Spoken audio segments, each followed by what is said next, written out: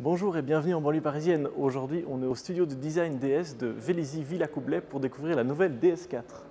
Suivant la nomenclature et traînée par la nouvelle DS numéro 8, la DS4 s'appelle désormais DS numéro 4. Ce n'est pas sans rappeler évidemment le Chanel numéro 5. Outre les nouveautés de la face avant sur lesquelles nous allons revenir plus tard, la face arrière inaugure cette nouvelle typographie DS Automobile qui est disponible en deux tons en fonction de la carrosserie sur laquelle elle est apposée, clair ou foncé. Cette typographie vient directement de la Formule E et elle fait un peu référence à cet artisanat automobile d'autrefois. À l'avant, il y a peu de changements à constater puisque le capot, les phares et les ailes sont reprises du modèle pré-facelift.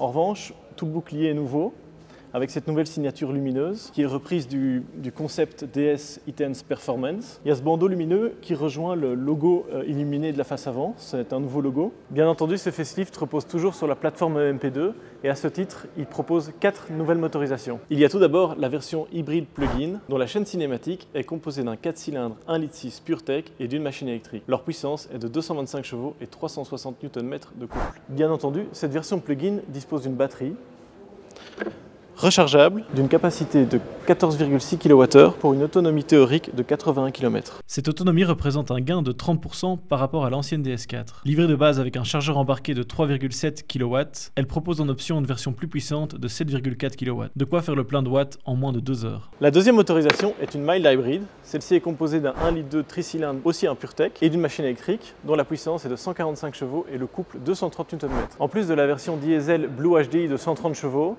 la plus grosse innovation apportée par la DS4, c'est cette version électrique. Sous son capot, celle-ci dispose d'une machine électrique de 213 chevaux et 343 Nm. Quant à sa batterie de 58 kWh, elle se recharge en courant continu à une puissance de 120 kW et en courant alternatif à une puissance de 11 kW. À l'intérieur, il y a peu de changements à constater. Le plus notable d'entre eux concerne le combi d'instrumentation, dont la taille passe de 7 à 10 pouces. En outre, il dispose désormais d'une finition HD. Ce n'est pas tout. Le petit écran que DS avait introduit sur le modèle pré-facelift disparaît.